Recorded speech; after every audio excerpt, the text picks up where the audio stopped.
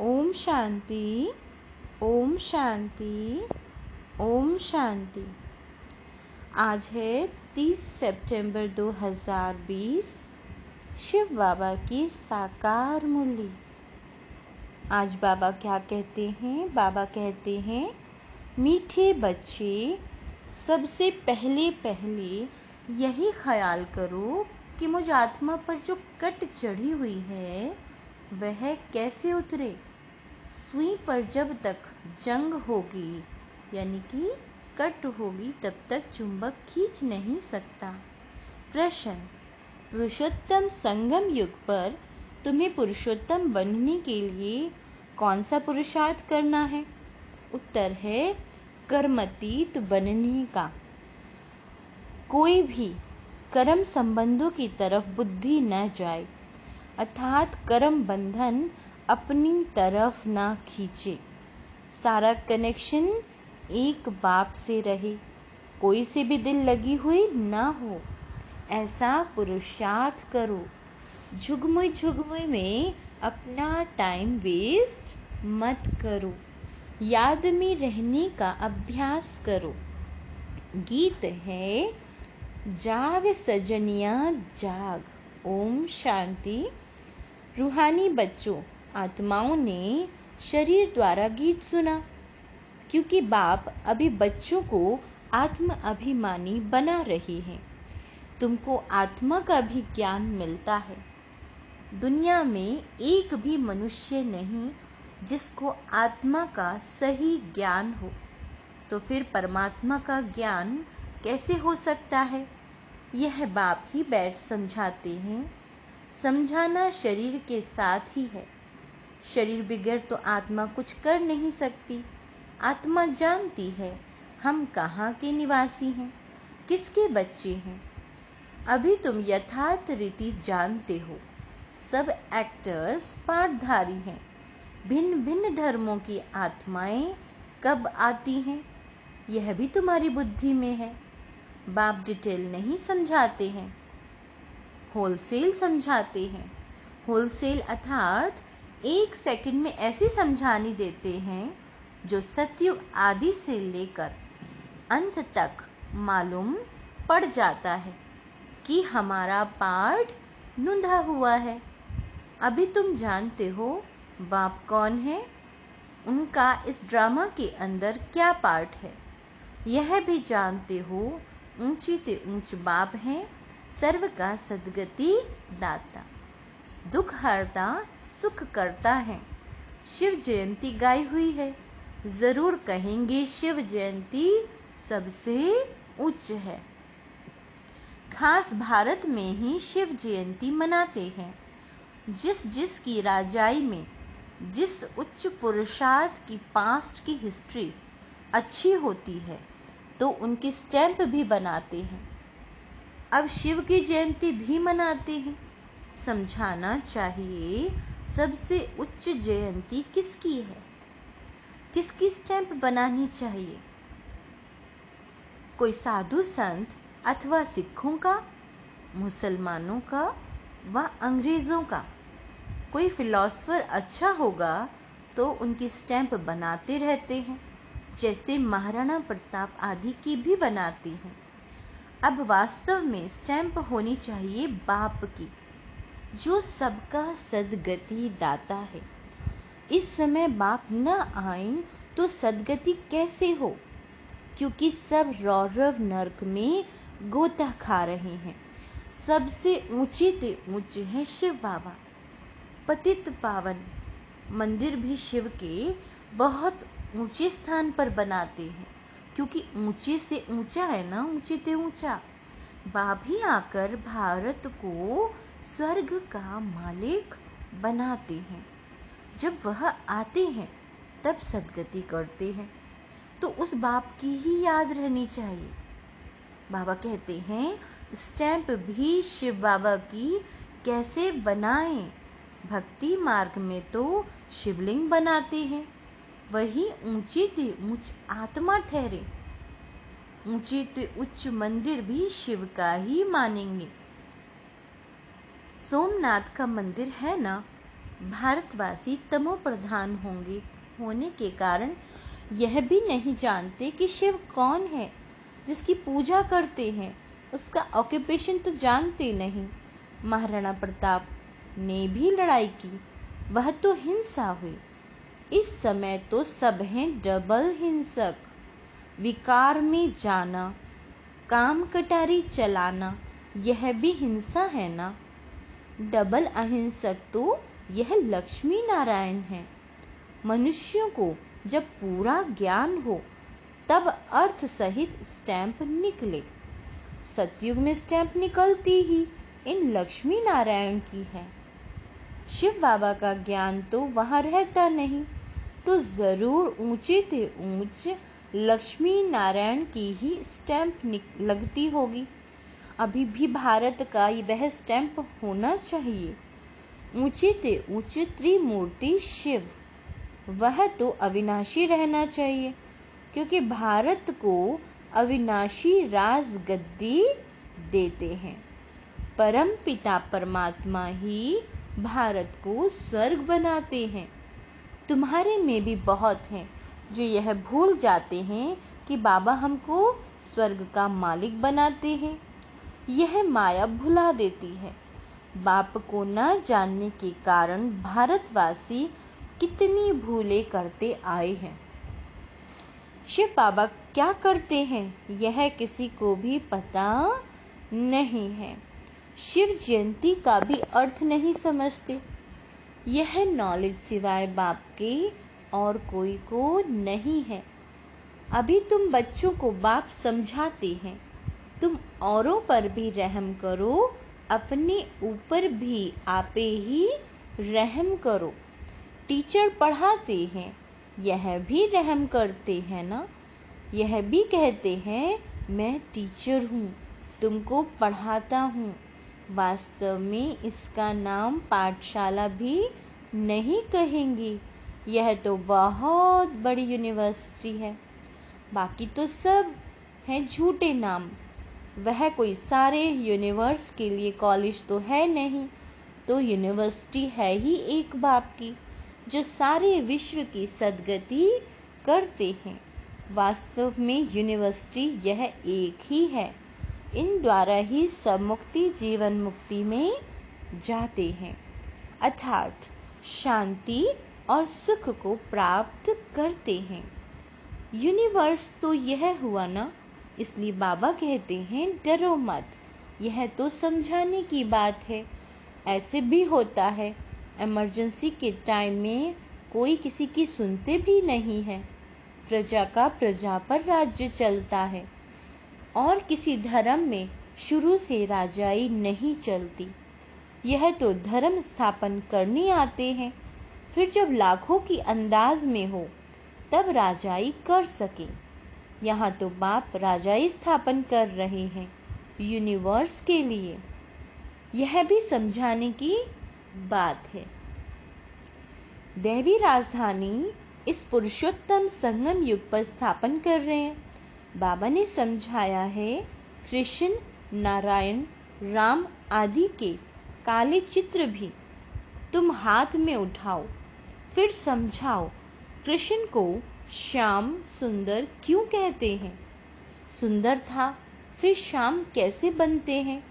भारत ही haven था, अब hello है। हेल अर्थात काला, हेवन अर्थात गोरा। राम राज्य को दिन, रावण राज्य को रात कहा जाता है, तो तुम समझा सकते हो देवी देवताओं को काला क्यों बनाया है। बाबा बैठ समझाते हैं, तुम हो अभी पुरुषोत्तम संगम युग पर, वह नहीं है। तुम हो, यहाँ बैठे हो ना, यहाँ तुम हो ही संगम युग पर पुरुषोत्तम बनने का पुरुषार्थ कर रहे हो। विकारी पतित मनुष्यों से तुम्हारा कोई कनेक्शन ही नहीं है। हाँ, अभी कर्मातीत अवस्था नहीं हुई है, इसलिए कर्म संबंधों से भी दिल लग जाती है। कर्मातीत बनना, उसके लिए चाहिए याद की यात्रा। क्या कहा बाबा ने? बाबा कहते हैं कर्मातीत बनना है, उसके लिए क्या चाहिए? चाहिए याद की यात्रा। बाप समझाते हैं तुम आत्मा हो, तुम्हारा परमात्मा बाप के साथ कितना लव होना चाहिए। ओहो, बाबा हमको पढ़ाते हैं। वह उमंग कोई में रहता नहीं है, माया घड़ी घड़ी देह अभिमान में ला देती है।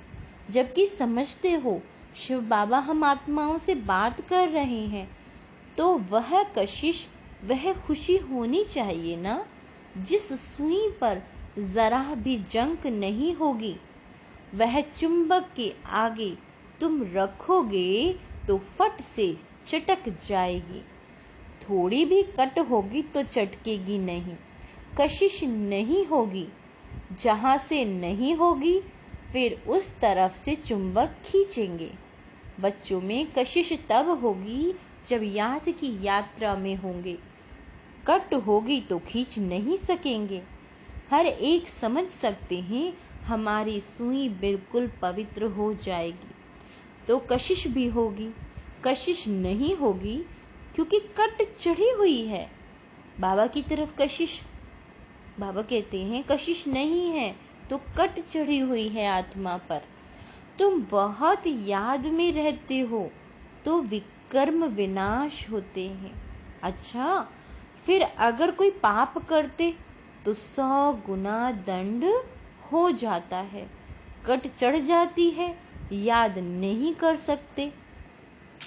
अपने को आत्मा समझ बाप को याद करो। याद भूलने से कट चढ़ जाती है तो वह कशिश लव नहीं रहता। कट उतरी हुई होगी तो लव होगा, खुशी भी रहेगी, चेहरा खुशनुमा रहेगा। तुमको भविष्य में ऐसा बनना है। बाबा कहते हैं, बाबा क्या कहते हैं, तुमको भविष्य में ऐसा बनना है। सर्विस नहीं करते तो पुरानी सड़ी हुई बातें करते रहते हैं। बाबा कहते हैं सर्विस नहीं करते तो पुरानी सड़ी हुई बातें करते रहते, बाप से बुद्धि योग ही तुड़ा देते। जो कुछ चमक थी वह भी गुम हो जाती है। बाप से जरा भी लव नहीं रहता। लव उनका रहेगा जो अच्छी रीति बाप को याद करते होंगे। बाप को भी उनसे कशिश होगी। यह बच्चा सर्विस भी अच्छी करता है और योग में रहता है तो बाप का प्यार उन पर रहता है। अपने ऊपर ध्यान रखते हैं, हमसे कोई पाप तो नहीं हुआ। अगर याद नहीं करेंगे तो कट कैसे उतरेगी। बाप कहते हैं चाट रखो तो कट उतर जाएगी। तमो प्रधान से सतो प्रधान बनना है तो कट उतारनी चाहिए। उतरती भी है, चढ़ती भी है, 100 गुना दंड पड़ जाता है। बाप को याद नहीं करते तो कुछ न कुछ पाप कर लेते हैं। बाप कहते हैं कट उतरने बिगड़ तुम मेरे पास आ नहीं सकेंगे, नहीं तो फिर सजा खानी पड़ेगी। मोचरा भी मिलता, पद भी भ्रष्ट हो जाता, बाकी बाप से वर्षा क्या मिला। ऐसा कर्म नहीं करना चाहिए जो और ही कट चढ़ जाए। पहले तो अपनी कट उतारने का ख्याल रखो। ख्याल नहीं करते हैं तो फिर बाप समझेंगे इनकी तकदीर में नहीं है। क्वालिफिकेशन चाहिए, अच्छी कैरेक्टर्स चाहिए। लक्ष्मी नारायण के कैरेक्टर तो गाए हुए हैं। इस समय के मनुष्य उन्हों के आगे अपना कैरेक्टर वर्णन करते हैं। शिव बाबा को जानते ही नहीं। सदगति करने वाला तो वही है।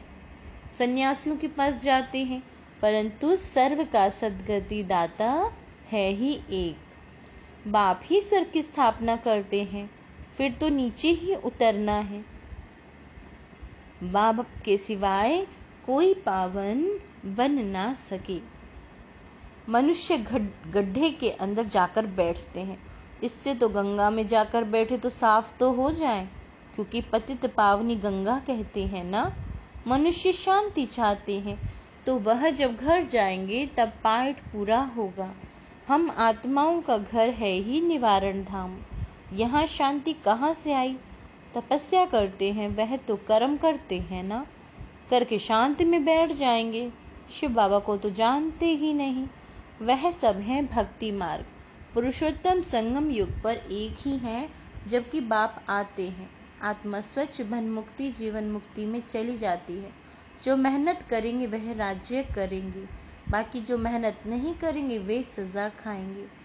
शुरू में साक्षात्कार कराया था सजाओं का, फिर पिछाड़ी में भी साक्षात्कार होगा। देखेंगे हम श्रीमत पर ना चले तब यह हाल हुआ।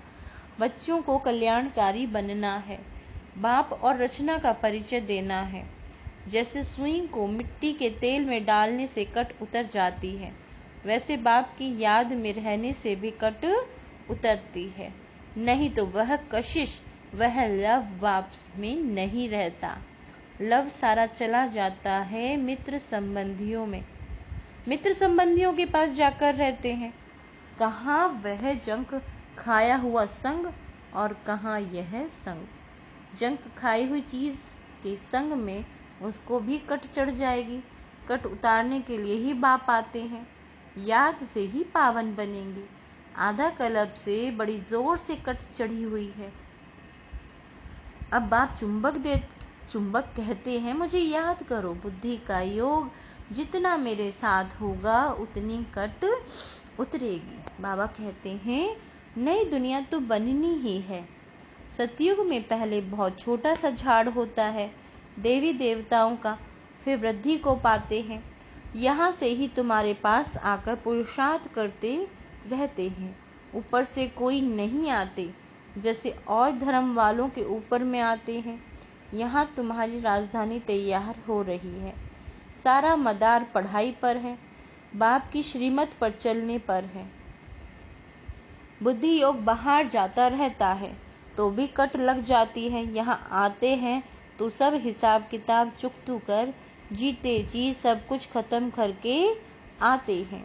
सन्यासी भी सन्यास करते हैं तो भी कितना समय तक सब याद आता रहता है। तुम बच्चे जानते हो अभी हमको सत्य का संग मिला है। बाबा कहते हैं हम अपने बाप को ही याद में रहते हैं। कि हम किसकी याद में रहते हैं? शिव बाबा की। मित्र संबंधियों आदि को जानते तो है ना, ग्रस्त व्यवहार में रहते, कर्म करते, बाप को याद करते हैं। पवित्र बनना है, औरों को भी सिखाना है, फिर तकदीर में होगा तो चल पड़ेंगे। ब्राह्मण कुल का नहीं होगा तो देवता कुल में कैसे आएगा? बहुत सहज पॉइंट्स दी जाती हैं तो झट किसी की बुद्धि में बैठ जाए। विनाश काले विपरीत बुद्धि वाला चित्र भी क्लियर है। अब वह सावरंटी तो है नहीं, देवी सावरंटी थी जिसकी स्वर्ग कहा जाता था। अभी तो पंचायती राज है। समझाने में कोई हर्जा नहीं, परंतु कट निकली हुई हो तो कोई को तीर लगे। पहले कट निकालने की कोशिश करनी चाहिए। अपना कैरेक्टर देखना है। दिन रात हम क्या करते हैं? किचन में भी भोजन बनाते, रोटी पकाते। जितना हो सके याद में रहो। घूमने जाते हो तो भी याद में। बाप सबकी अवस्था को तो जानते हैं ना। झुगमुई करते, फिर कोई कट और ही चढ़ जाती है। पर चिंतन की कोई बात नहीं सुनो। बाबा कहते हैं पर चिंतन की कोई बात नहीं सुनो। अच्छा, बाबा कहते हैं